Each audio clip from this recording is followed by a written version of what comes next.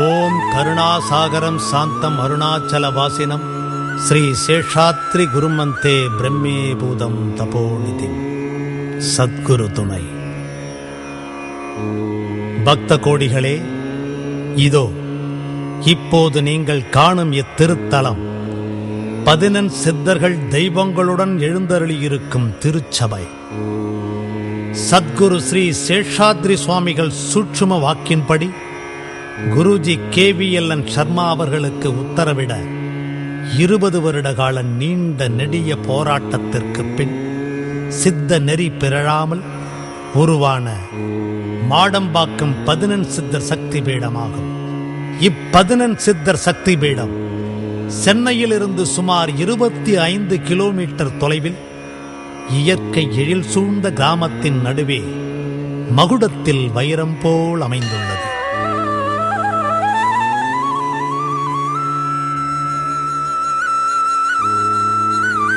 இப்போது நீங்கள் காணும் இப்14 சித்தர் சக்தி பீடம் உருவான வரலாறை நீங்கள் அறிந்து கொள்ள வேண்டுமானால் சுமார் 11 வருடங்கள் பின்னோக்கி செல்ல வேண்டும்.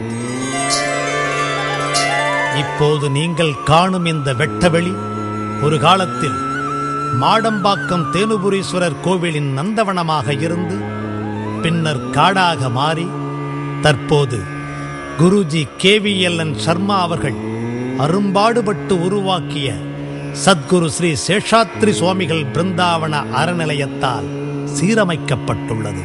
இது சுமார் 3 ஏக்கர் பரப்பளவுள்ளது.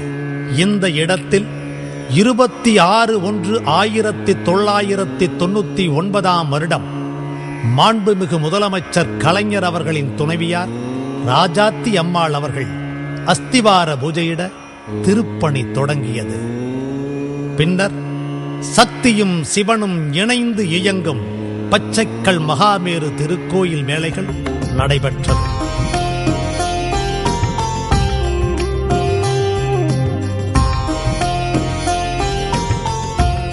மகாமேரு சன்னதிக்கு குருஜி அவர்களின் குருவாக இருக்கும் அவரது சகோதரியாரும் அவரது கணவரும் வாசக்கால் பூஜையிட பின் குருஜி அவர்களின் திருக்கரங்களால் பூஜையிடப்பட்டு அப்புனித நிகழ்ச்சி இனிதாக நிறைவேறுகிறது. இத்திருக்கோவிலின் உள்ளே அமையப்பெற்ற பச்சைக்கல் மகாமேரு உருவான வரலாறு காலத்தால் அழிக்க முடியாதது. எங்கெங்கோ பச்சைக்கல்லை தேடியும் கிடைக்காத நிலையில் குருஜி அவர்களின் கனவில் ஆஞ்சநேய பெருமான் தோன்றி அக்கல் இருக்கும் இடத்தை சொல்ல பெங்களூர் அருகே ஹளபேடு என்ற இடத்தில் உள்ள பச்சை மலையிலிருந்து 5 அடி நீள அகலத்துடன் 2 பெரும் கற்கள் பெங்களூர் பக்தர்கள் உதவியுடன் கொண்டு வரப்பட்டு அதில் ஒரு கல்லில் மகாமேரு வடிவமைக்கப்பட்டது. அது படிப்படியாக உருப்பெறும் காட்சியினைத்தான் நீங்கள் இப்போது காண்கின்றீர்கள். பிறகு 6 மாத கால மூலிகை காப்பிடப்பட்டு குருஜி பூஜை செய்து சக்தி ஏற்ற முழு உருப்பெறுகிறது.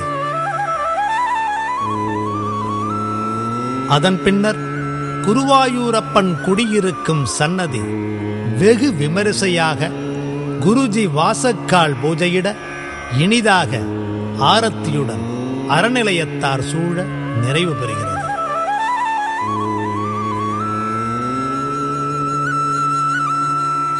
இப்படியாக தெய்வ சன்னதிகள் நிறைவு பெற்ற பின்னர் சத்குரு ஸ்ரீ சேஷாத்ரி சுவாமிகள் குருஜி KVLN சர்மா அவர்களுக்கு இட்ட சூட்சும ஆணையின்படி ஒரு அங்குலம் கூட மாறாது இயந்திரம் கொண்டு 14 சித்தர்களுக்கும் சன்னதி அமைய மிகப்பெரிய அஸ்திவாரம் தோண்டப்படுகிறது.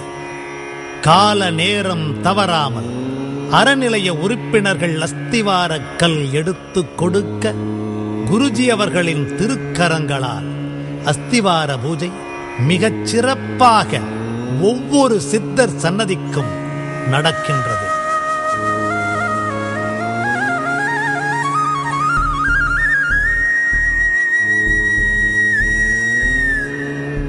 பின்பு படிப்படியாக சன்னதிகள் எழும்புகின்றன. முதலில் தெய்வ சன்னதிகள் எல்லாம் கருங்கல்லால் எழுப்பப்பட்டு சித்தர்கள் சன்னதிகள் மட்டும் குடில்களாக அமைக்கப்பட்டு கும்பாபிஷேகம் நடைபெற்றது.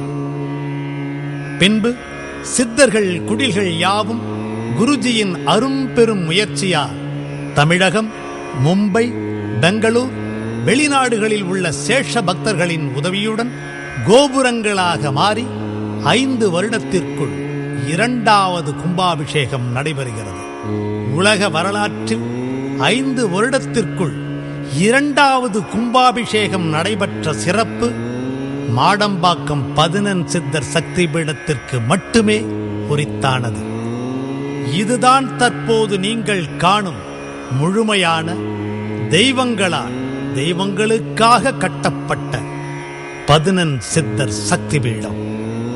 இப்போது நீங்கள் ஒவ்வொன்றாக காணப்போவது 11 சித்தர் சக்தி பீடத்தில் அமைந்துள்ள தெய்வ சன்னதிகளும் குருநாதர் சத்குரு ஸ்ரீ சேஷாத்ரி சுவாமிகள் சன்னதியுமாகும். அடுத்ததாக இப்போது நீங்கள் 11 சித்தர் சன்னதிகளில் அமர்ந்துள்ள சித்தர்களையும் சன்னதியின் மேல் கோபுரத்தின் 4 புறத்திலும் அமைந்துள்ள சித்தர் ரகசியங்களை உள்ளடக்கிய அவர்களது வாகனங்களையும் காணப்போகிறீர்கள்.